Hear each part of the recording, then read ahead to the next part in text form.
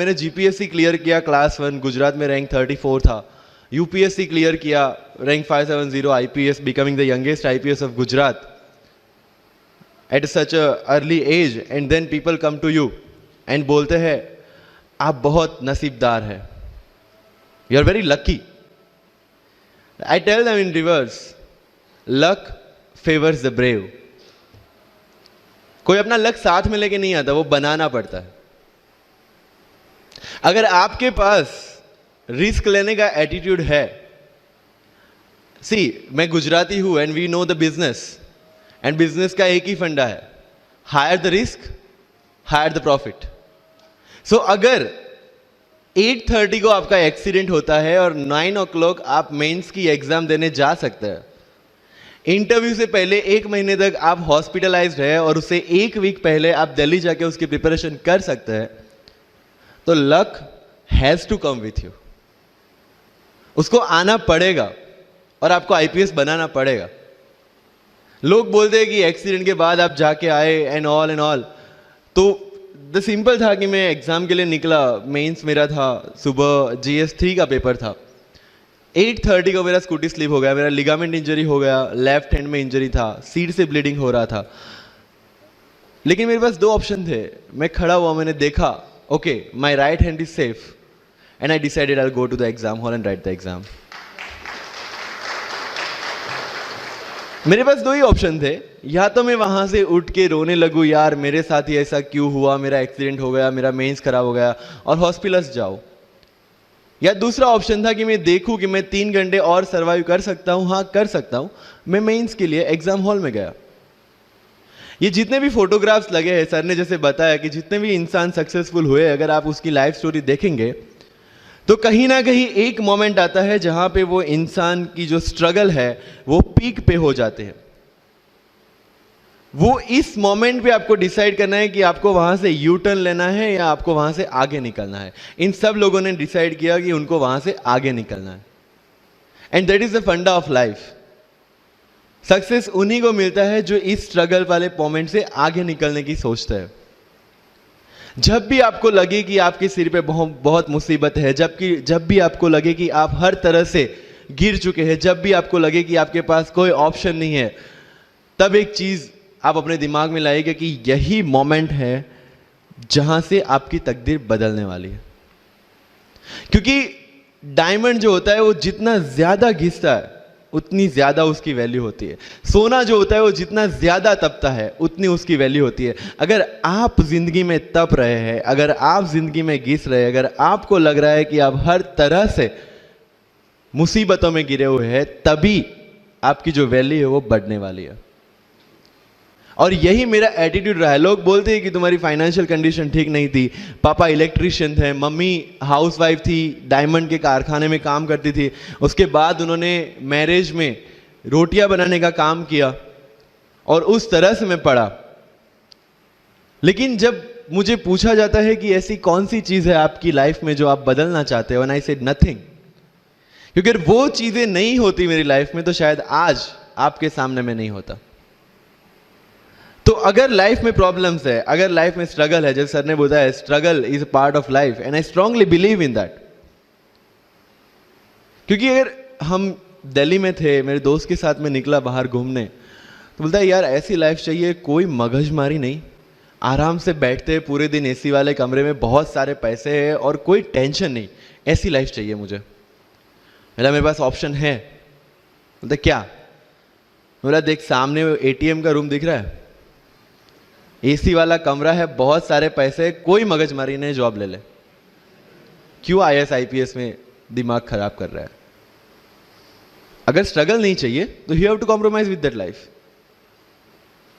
जब भारत वर्ष का सपना चंद्रगुप्त ने देखा, चाणक्य ने देखा, और उस भारत वर्ष को बनाने के लिए जब ये संघर्ष जारी था, और तब राजा धनानंद की डॉटर दूरदराज से चंद्रगुप्त को प्यार हो जाता है, और जब चाणक्य उनको बोलते कि नहीं तुम्हें उससे दूर रहना है, और तब चंद्रगुप्त बोलता है आचार्य कभी कभी सोचता हूं कि जिंदगी में या ये भारत के सम्राट बनने के लिए इतना त्याग, इतना बलिदान ना देना होता तो।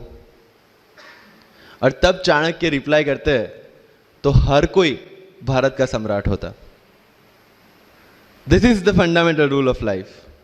अगर आईएएस बनने के लिए, आईपीएस बनने के लिए सेक्रीफाइस करना नहीं पड़ेगा, अगर उसके लिए आपको त्याग नहीं करना पड़ेगा, तो आज पूरे इंडिया में हर घर में आपको आईएएस आईपीएस मिल जाएंगे। So when you are entering into this game of UPSC or MPSC, make sure that you have to sacrifice anything which will take you to your goal. लेकिन प्रॉब्लम ये है कि हमें टेंशन होती है, यार दोस्त की एंगेजमेंट है, उसकी बर्थडे पार्टी है, उसकी शादी है, अटेंड नहीं करूँगा तो बोलेगा मैं तेरी शादी में नहीं आऊँगा, एंड ऑल। लेकिन बिलीव मी, जब आप आईएएस बन जाओगे, वो सामने से याद दिलाएगा, भाई इनविटेशन कार्ड नहीं भेजा तूने। समझ रहे हो? तो जो कुछ भी इसके लिए सेक्रीफाइस कर रहे हो, वो जब आप उस पोस्ट पे पहुंचोगे, सब कुछ वर्थ है, सब कुछ।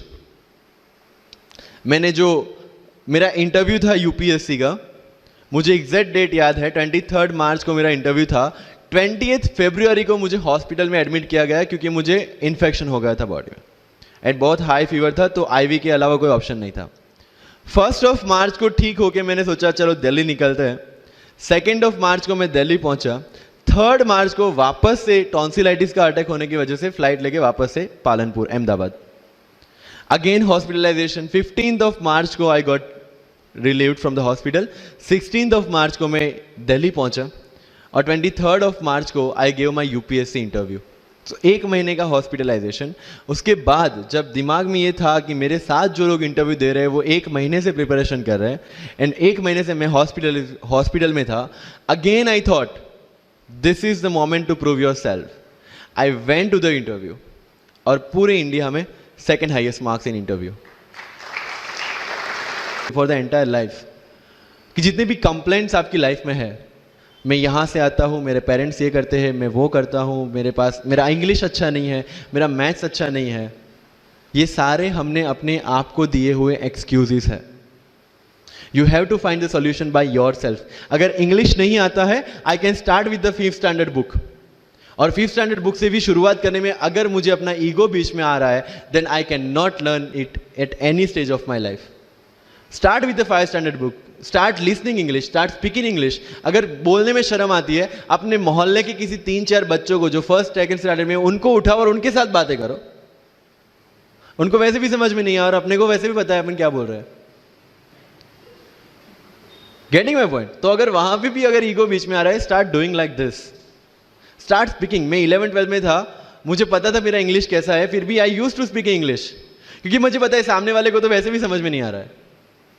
अगर किसी मूवी में इंग्लिश डायलॉग सुन लिया, पूरा दिन मेरे दिन, मतलब जहां पे भी कोई भी बात करूंगा, मैं वहां पे वो डायलॉग घुसाऊंगा।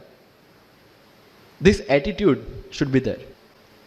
तो लाइफ में जो मैं कंप्लेनिंग एटीट्यूड की बात कर रहा था, वो कंप्लेनिंग एटीट्यूड आपको कहीं पे भी नहीं ले जाएगा। You have to put all your complaints aside, start preparation. क्योंकि आज तक दुनिया ये मानती थी कि एक भी शब्द बिना बोले हम अपनी बात एक्सप्रेस नहीं कर सकते। तब हमारे साथ थे चार्ली चैपलिन, जिन्होंने एक भी शब्द बिना बोले सारी दुनिया को एंटरटेन किया। आज भी दुनिया जब ये मानती है कि सिर्फ औरतें अच्छा खाना बना सकती है, हमारे सामने संजीव कपूर, जिन्होंने पूरी दुनिया को भारत का स्वाद चखाया। आज भी अगर दुनिया ये मानती है कि अकेले इंसान से कुछ नहीं हो सकता, हमारे सामने महात्मा गांधी, जो अकेले चले थे और पूरा देश उनके पीछे चला था। आज भी दुनिया अगर ये मानती है कि धनवान बनने के लिए धनवान घर में पैदा होना जरूरी है, हमारे सामने धीरूभाई अंबानी, जिन्होंने पूरी दुनिया को एक सपना दिखाया, कर लो दुनिया मुट्ठी में, और आज रिलायंस इंडस्ट्री वर्ल्ड की और इंडिया की सबसे बड़ी इंडस्ट्री है। आज भी दुनिया अगर ये मानती है कि हम कम एज, ज्यादा एज में कुछ नहीं कर सकते, हमारे सामने अमिताभ बच्चन, जो आज भी एक साल में 3 ब्लॉकबस्टर मूवीज देते हैं। अगर आप ये मानते हैं कि सिविल सर्विस में आने के लिए आपका बैकग्राउंड होना जरूरी है, आपके सामने Shahrukh Khan without any background आज भी बॉलीवुड का बादशाह है। अगर आज तक दुनिया ये मानती थी कि हम सिर्फ धरती पे रहने के लिए बने हैं, हमारे सामने नील आर्मस्ट्रॉन्ग, जो चंद्र पे जाके आए। आज तक हम ये जानते हैं कि हम क्या है, हम क्या बन सकते हैं, ये जानने का टाइम शुरू होता है अब। Thank you so much.